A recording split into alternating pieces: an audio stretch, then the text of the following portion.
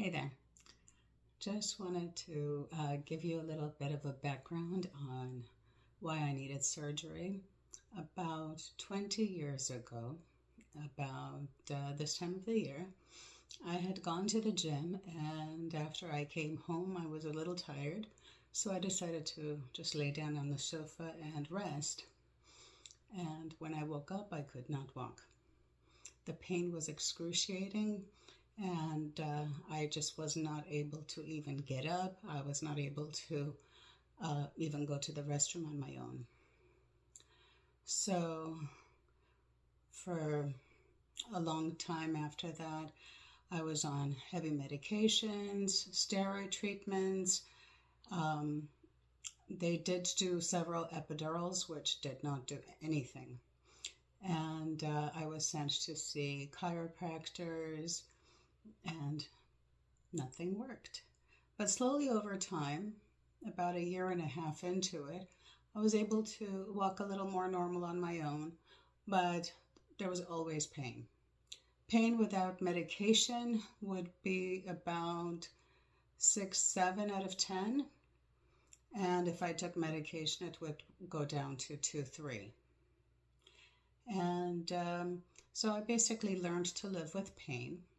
And then in 2016, again, I was at a situation where I was basically bedbound. And when I was able to get up and move around again, we did try acupuncture, light therapy, chiropractors again, and more epidurals. Nothing worked.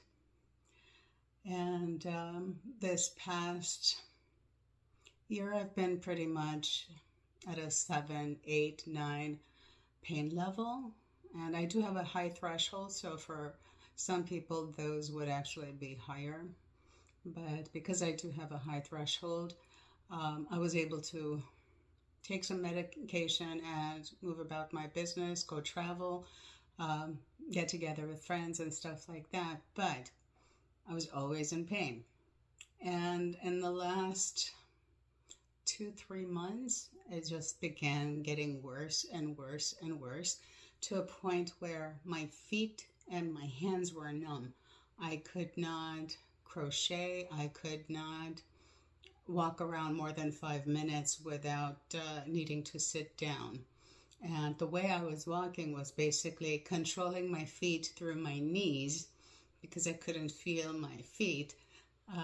It was basically my knees controlling where my feet were going to end up, which was very difficult going shopping or anything like that. So after I had seen so many different doctors and not really having too many comfortable things, or too many things given to me or offered to me by different doctors, or I was just too afraid to do it, and I didn't feel very comfortable with some of the doctors. And my husband had done his own research for a while, and he kept coming back to me and telling me he had a doctor he wanted me to get to meet with here in San Diego, and I was just putting it off because I'm just so afraid of the surgery. I've had other surgeries before, but something on the spine is more scary to me. So when I was visiting my primary doctor, Dr. Jennifer Young, she suggested I go see the same doctor that my husband had researched and given me so much information on. So I felt kind of like between two of them giving me the same name, maybe it's worth making an appointment and going to see the doctor. And when I saw the doctor, he gave me the proper diagnosis after he checked my most recent MRI, which was only a few weeks before that. And after having to talk to him, he just made me feel so comfortable. He was very confident in what he was doing. He didn't seem like the type of a person who's just trying to sell you on a product or trying to convince you to be his patient or anything like that. He was nothing like that. He was more like my personality. My personality is very as a matter of fact, and I appreciate that when I see it with other people, especially a doctor. I rather have somebody be honest and as a matter of fact than giving me false hope and things like that. So after meeting with him, and he explained to me that I had my herniated discs. I did have arthritis that had grown into the nerve canal as well, and I I was born with a very narrow nerve canal. So I was basically told between the three it was spinal stenosis on top of everything else. And what he wanted to do was a lumbar laminectomy. And basically, they go in, part of the bone is removed, they go and clean the herniated disc portion, they clean out the arthritis portion, and close it up. A bone is permanently removed. A partial of the lumbar portion is removed. And I will go ahead and share my experience at the hospital, and I will share my experience with my doctor follow-up visit, and I will continue giving you guys updates as far as how I'm doing periodically. I don't want to just every day just make videos just with my information as far as healthcare is concerned, only because this is a travel channel, but this was something I really wanted to share because when I was reviewing other people's videos on YouTube, there was nobody having had 3 of them done at the same time, and there were a lot of micro discectomy surgeries, but not many of the surgery that I had, and especially in 3 section. Mine was 2 to 3, 3 to 4, and 4 to 5. So it was a bigger surgery, and my experience has been, so far it's only 2 weeks, has been very positive. I'm already walking without the walker. It's just I cannot stand around too long. But anyway, let's go back, and I'll start you off with when I checked in at the hospital. We arrived at Scripps at 5 a.m. and by 5:30 I was already in the prep room where Jose, the nurse aide, and Karen, the RN, were preparing me for the surgery, putting in the IV, making sure that I was clean and wearing the robe and all that good stuff. And Dr. Chung, the anesthesiologist, came in to introduce himself, along with 2 wonderful ladies named Haley and Nicole, who were incredible. And then I had a neurotech come in and mark certain areas that they were going to have needles in during surgery. Her name was Christina Hunt. Then I ended up seeing my miracle doctor, Dr. Frank Coufal. Just seeing him gave me comfort and made me feel confident that I was making the right choice. And it was a blur from there on because I don't remember them putting me under. I don't remember them taking me off of the operating table and putting me in recovery, none of that. All I know is I woke up in a recovery room with a lovely nurse. Her name is Lisa Shore. She was incredible. And 2 hours later, I was already in my room, in my private room. And every single person that took care of me for the 3 days that I was there was incredible. From the nurses' aides to the RNs, to the people that came and brought my food whenever I ordered food, to the people that came and cleaned the room daily. every single person, physical therapist, occupational therapist, the lady that came and took my blood, and just everybody was incredible. I didn't know what to expect, and I have been hospitalized 3 times before this for other reasons, but this was the best experience I have ever had over at Scripps in La Jolla. And I'm so glad I did the surgery, because now it's about 4 weeks after that I'm recording this, and I'm able to walk on my own, which is a humongous miracle for me. And I'm doing it without any assistance, which is fantastic. So I'm going to show you what it looks like over here. This is kind of just a little staple remover. I'm going to go with the tongs under, and then it will essentially, it's like this. It just, boop, takes them out. I trust you. Easy. I trust you. All right. I try to go as gentle as possible. There is some scabbing, so it might pull, okay? I'm going to start at the bottom and then go up. So right here is where you'll feel things. All right. If you feel any pinches or tugs, just take deep breaths, okay?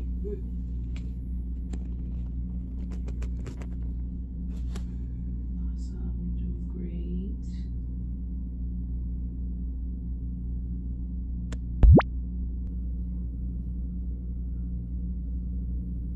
It looks like you're healing beautifully. Great.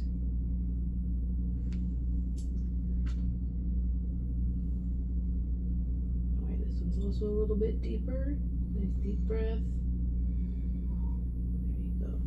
But the exhale is when I usually take it out, because that's when your blood flows faster, is what I've been told, and it hurts less. Well, whatever you're doing it perfectly, because Awesome. I haven't experienced any pain. Oh wow, that's amazing. Well, that is a testament to your healing and how well you've probably taken care of yourself, because no matter what, getting something removed always has a little twinge. Yeah. So good on you. Thank you.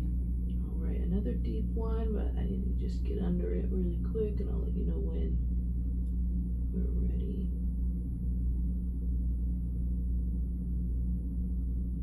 Okay, you might feel a little tug. Ready? Deep breath. There you go. Nice.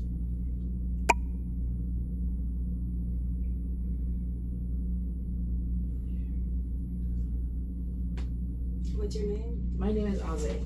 Ozzy. Yes. Like Ozzy Osbourne or Ozzy? Aze. So it's spelled A-Z-E.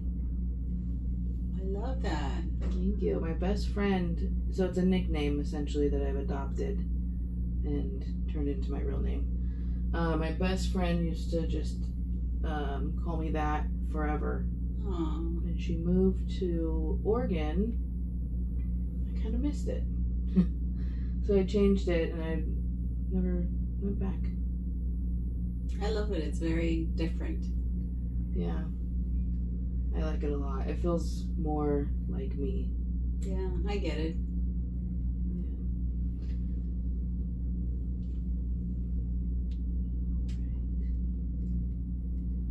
So I'm doing a video of everybody that's taken such great care of me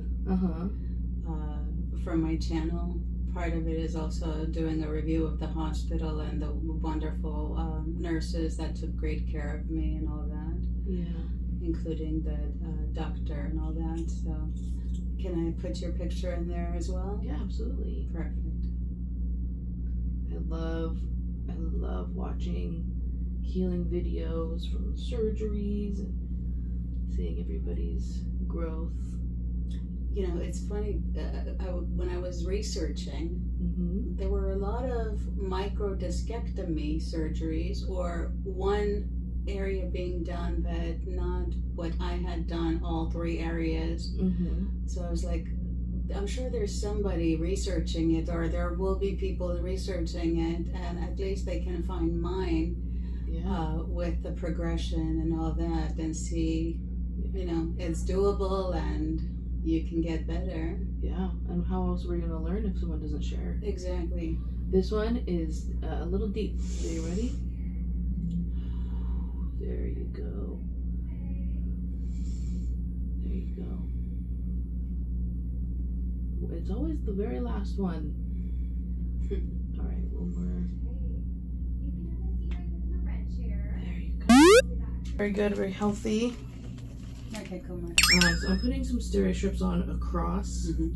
So these strips are going horizontally across your incision. Stereo strips essentially are just holding your skin together. So there isn't much stretching of the skin. So with this one, I can still shower and it won't come out, or? Yeah, so what will happen is stereo strips aren't the strongest tape in the world. So depending on your skin type, if you're more oily or something like that, it might even start peeling off, which is totally fine. Okay. So I'm at week 4 at the moment. I really want to thank Dr. Coufal, who I consider my miracle doctor. He was fantastic.